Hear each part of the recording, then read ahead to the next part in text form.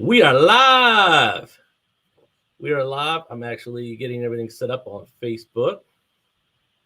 Excited about my guest today. Leave everyone in suspense screen. Everything's down there on the screen. So what we're doing here, Jason, is I got everything right here on Facebook Business, and I'm going to share this to my personal page and tag everybody.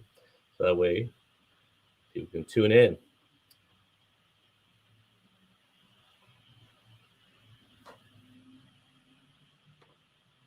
Tag everybody. Boom, boom, boom. Let's tag you. Tag Angie. Hit that. Maybe I'll post it. Got to make sure you hit record here because I've done that before. I've been talking without recording this. And welcome to the Super Terb Podcast. I'm your host, Michael Terb, your local real estate expert of the Untitled Group, Coldwell Banker HPW, aka Super Terb, aka Coach Terb. And I'm on my 38th episode of the Super Terb Podcast. I cannot believe it. We talk real estate, business, sports, and beer here in the Triangle. Entrepreneurs, local business owners. In this case, I've got a real estate attorney with me, Jason Isley, and I can't be more excited to have you on my show. Jason is our preferred closing attorney right down the road here in Raleigh, North Carolina at Midtown Property Law. He's been with them 4.5 years, and he's been a real estate attorney for 6 years. Is that correct? Or since 2006. I got to do math, so that's what, 15 years. He helps us day to day. He does closings for us, and we're going to get more into that, what he does, what all that means. We're going to have some fun questions for you. But our main goal here in North Carolina, we're going to get into here in a little bit, is we're an attorney state. So what does that mean? Buyers actually select the attorneys for their closings of their property. Those attorneys represent them to make sure everything goes well, and that when they buy that home, they have clean title and that home belongs to them, and they don't have any surprises down the road. But before we get to Jason here and get all these questions going, I'm going to have a little bit of a real estate update, as you guys always know I'd like to do. The holidays are here. I cannot believe it's December 8th. It's hard to believe. The market is still strong in the fact that we have very little inventory, probably 2 to 3 weeks of inventory here in Wake County. Our average sales price, we've seen almost a 20 to 25% increase in the last 12 to 18 months just due to the lack of supply. But the question I'm getting a lot now, and I've been on several appointments, is, Terb, what can we be doing to get ready to list our home in 2022? A lot of people, if your home, it's one thing if the home is vacant and people want to list the house, vacant, and there's not going to be in there for the holidays. But a lot of people want to have holidays, family over, so they're prepping. So the top things that I would say is let's meet. At the top is decluttering, painting, carpet. Let's get these estimates in line. Let's get everything in ready so when the new year hits, we're ready to rock and roll. We're ready to get on the market before your competition. So if you'd all like to know how much equity you're sitting on, no obligation market analysis, reach out to me. I'd love to help you accomplish your goals, and we'll get you on the right game plan to win.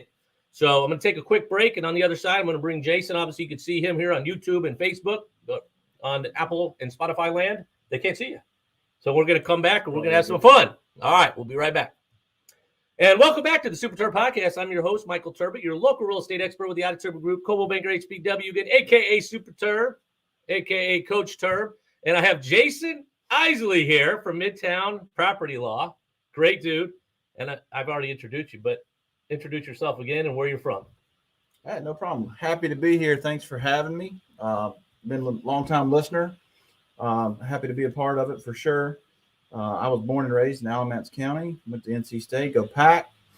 Went to Campbell Law School. Started practicing in Wilmington in 2006, and started Midtown Property Law about 4.5 years ago, and here we are. Awesome. You kind of answered some of my questions at a time, so if I revisit that, we'll just rehash it. But that's awesome.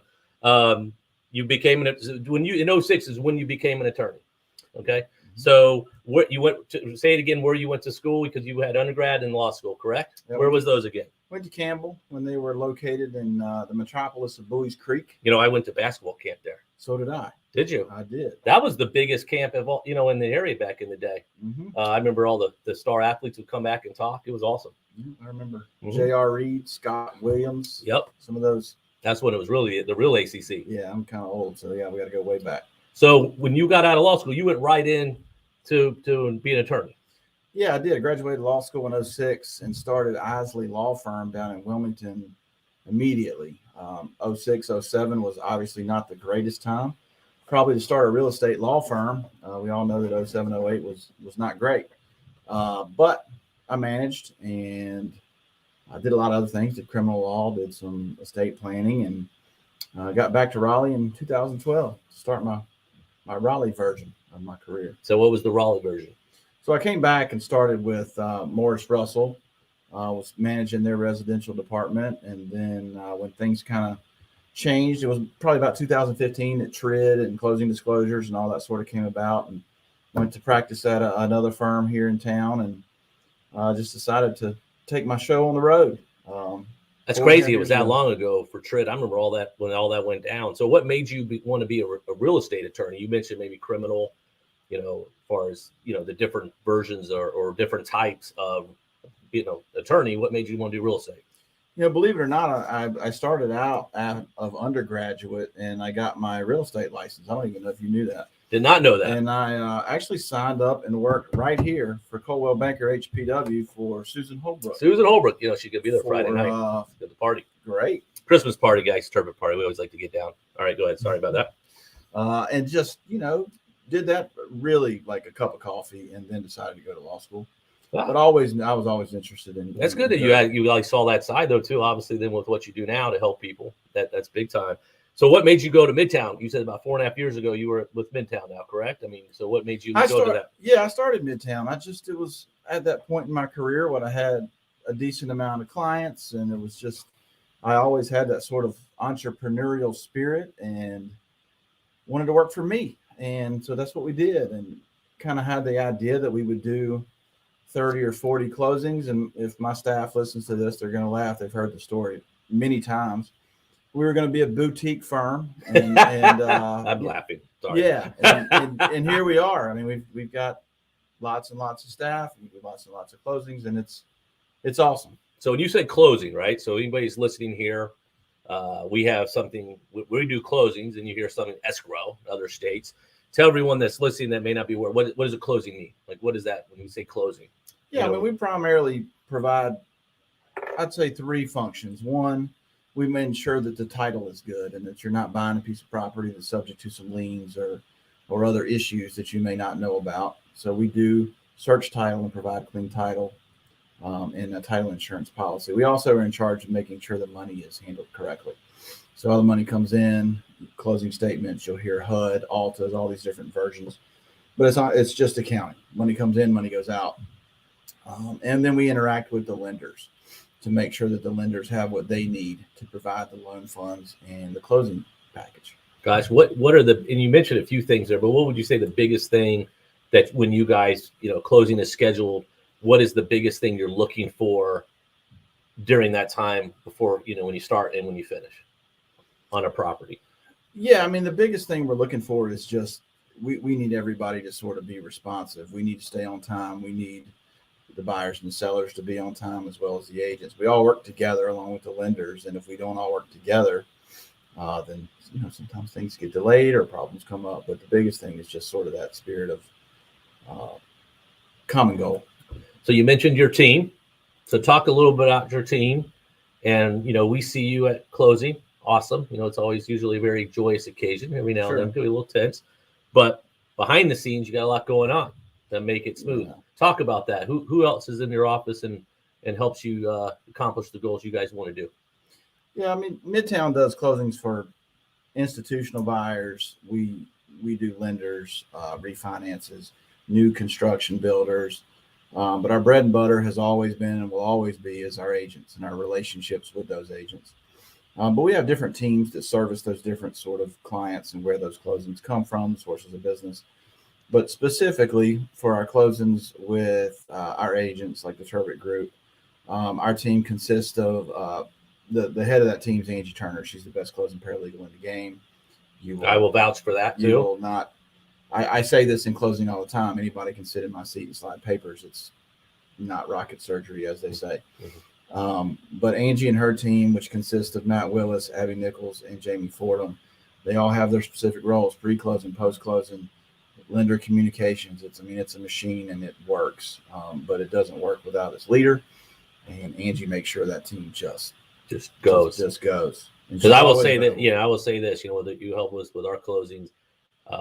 Usually there's little to no stress on our end because we know it's going to get done for you. In 2021, we've seen a lot with the market, a lot of changes. Anything in particular that you've seen the most with the real estate market that stands out for you guys that you've seen in regards to all the closings you've been doing?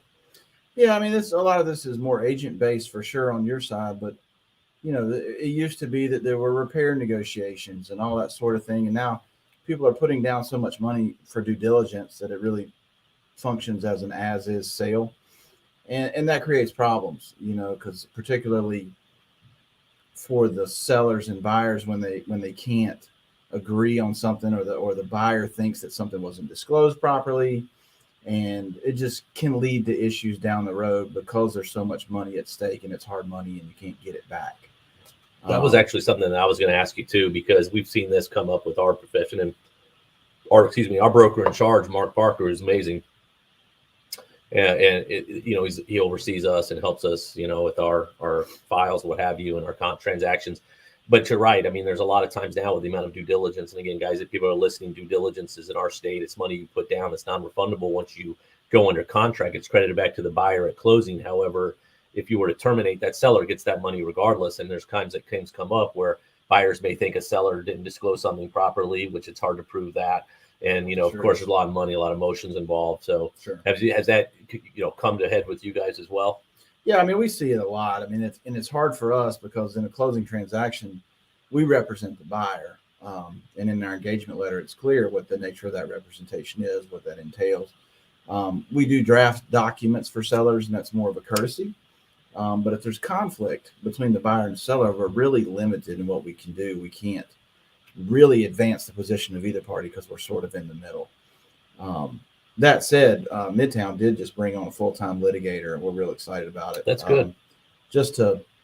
If we do get in these situations, we can sort of put up this firewall within the firm and allow our litigator to sort of advance the position of our buyers primarily. So we're excited about that. We've been having to refer that out for some time. So going back to, we talked about 2021, but something came across, that gave us a left hook haymaker in March of 2020, which was COVID. Sure. So with COVID, I've, asked a lot of business owners, attorneys, law firms, how you guys handled that. How did you keep people safe? And, what are you guys doing now to make sure everybody is, still closing on time and giving them the top service that you provide?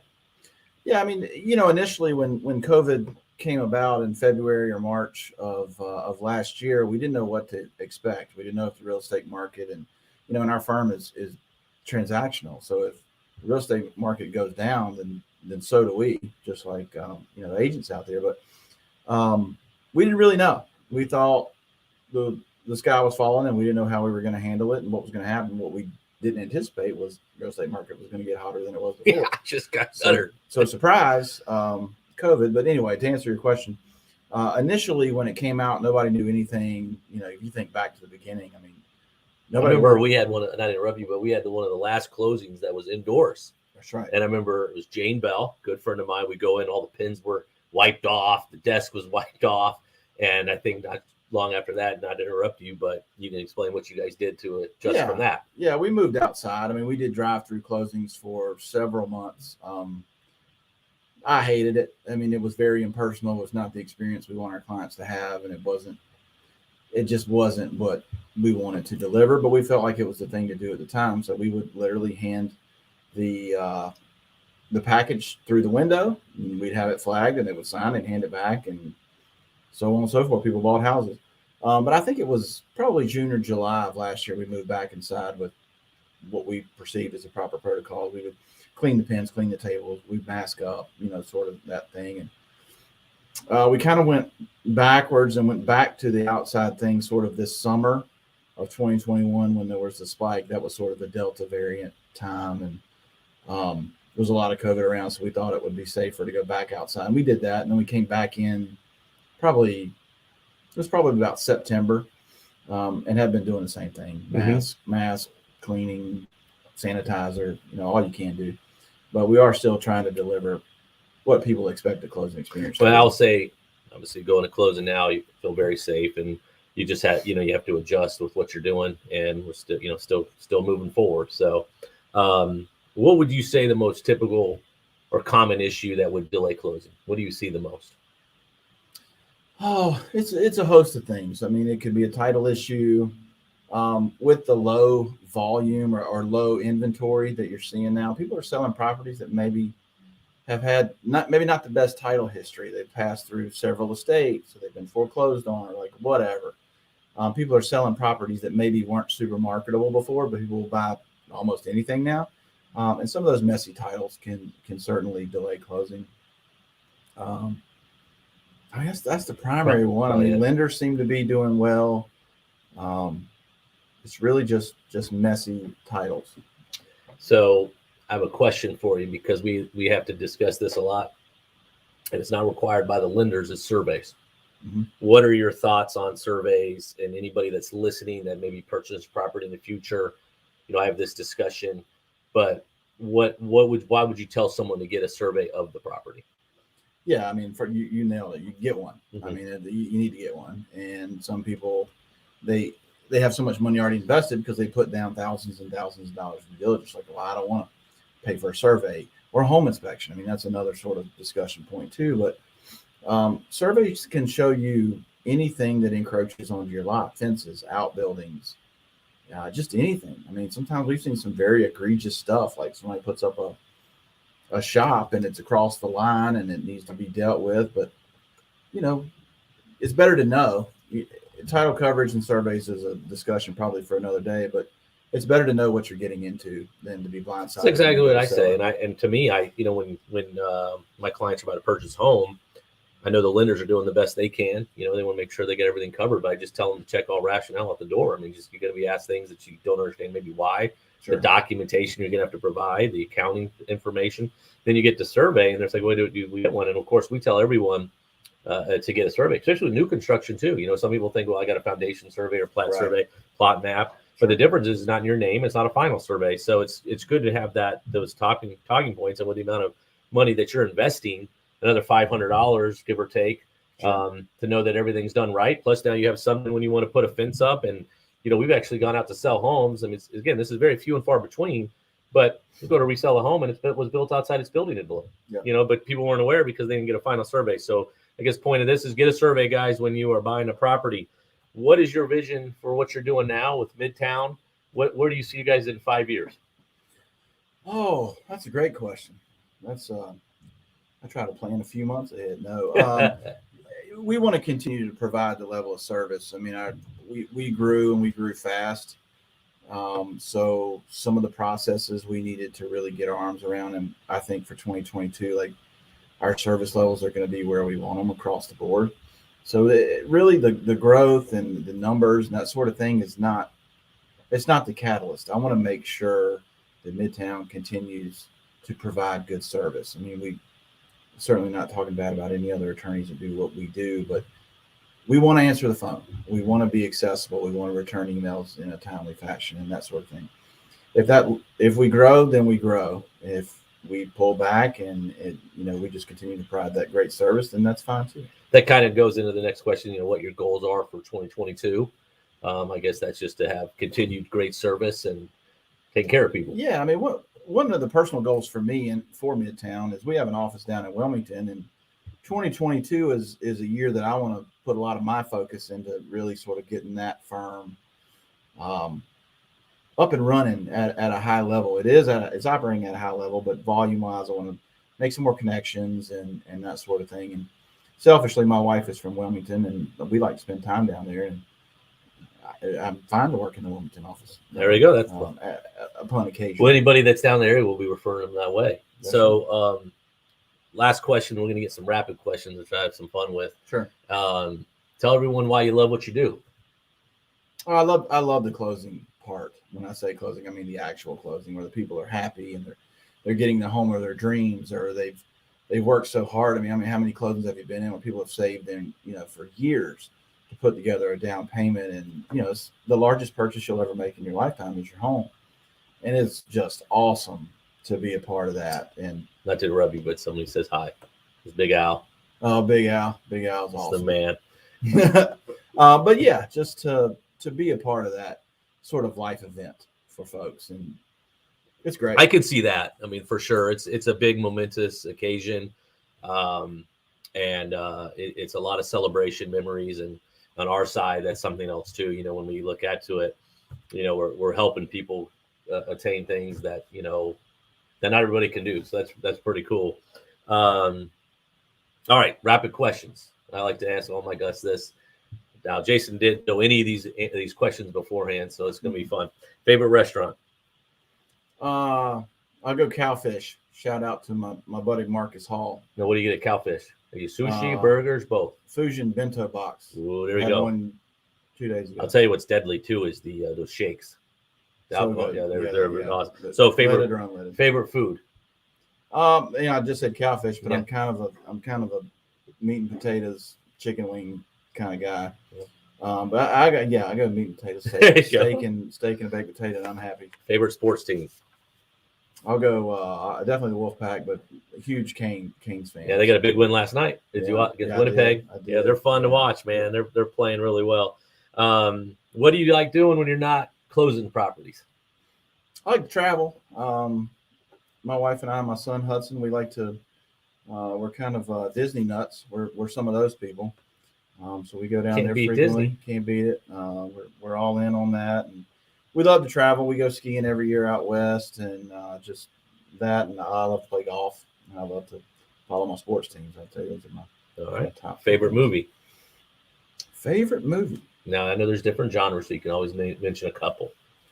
But what's a movie? If it's on TV, you can stop and watch from any point. Top Gun. Tombstone. Oh yeah, so good. That's good. Doc Holliday. Tommy Huckleberry. Oh yeah. Favorite place you visited?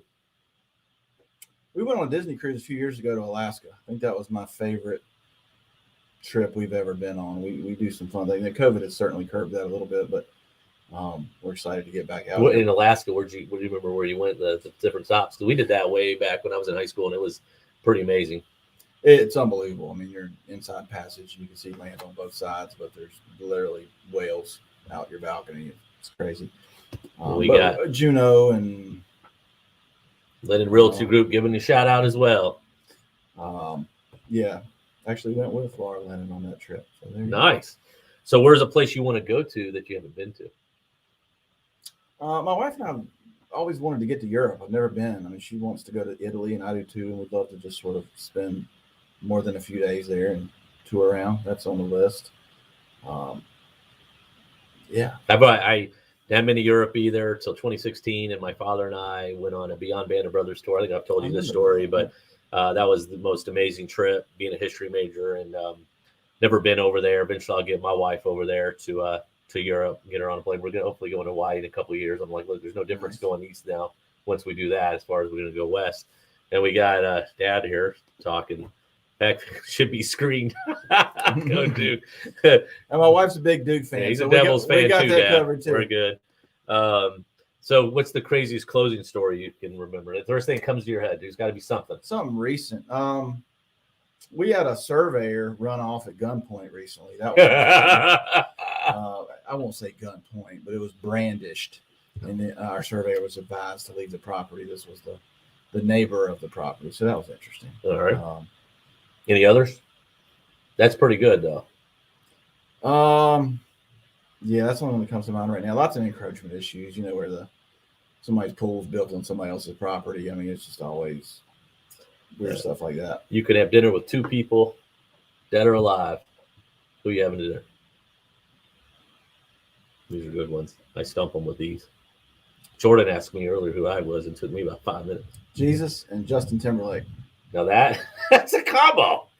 That would be entertaining. That would be very cool. Yeah. All right. So lastly, I've asked everyone that comes on the Super Terb podcast this question.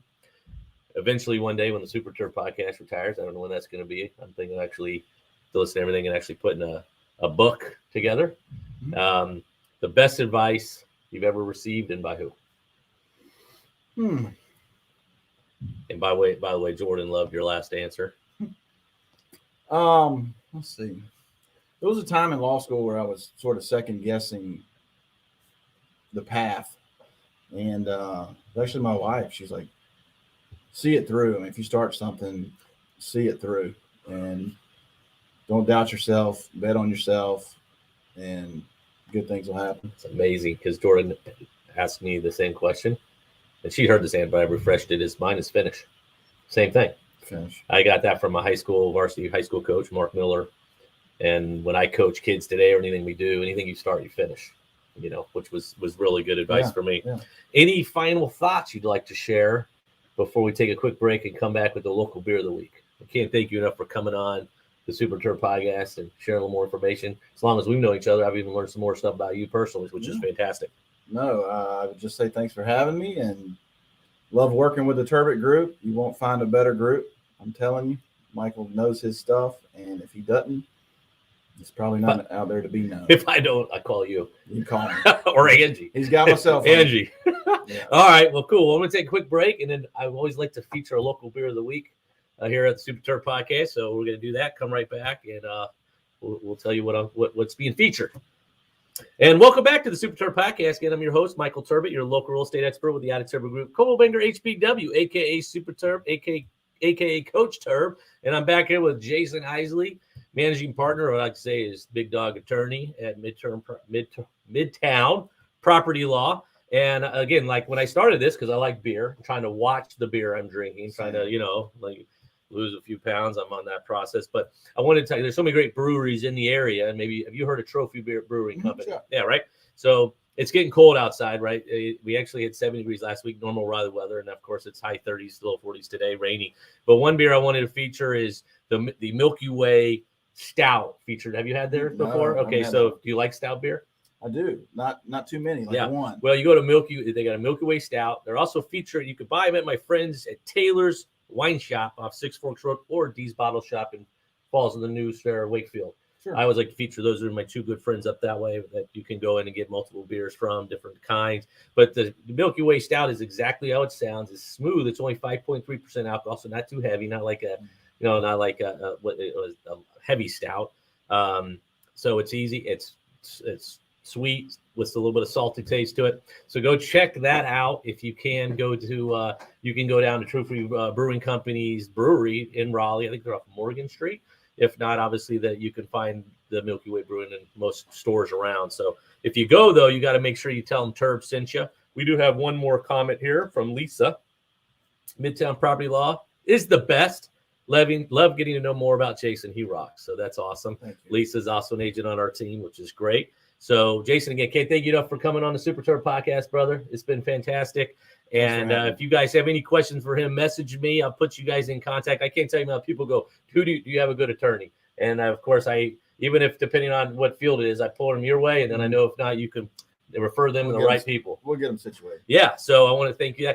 Thank you so much for joining the podcast, guys. This is episode 38. It's amazing when I started this. I didn't know how many we were going to do. Jason made a comment coming in. He's like, I can't believe we've done 38 of these. I love doing this, love getting to know people as well as helping people, but I love hearing people's stories. So if you're all thinking about, hey, I want to get on Terb's podcast as well, really, it could be any line of work. I started with entrepreneurs, local business owners. I've had other real estate agents. I've had coaches, now attorneys, financial planners, you name it. Next week, I'm having someone from Triangle Beagle Rescue on, which is a foundation close to my heart. I have 3 beagles, so make sure you tune to them. Everything's nonprofit.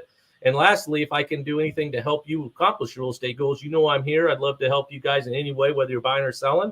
And lastly, if you like the podcast, please subscribe, leave a comment. That's huge for me. And I think we're going to sign off.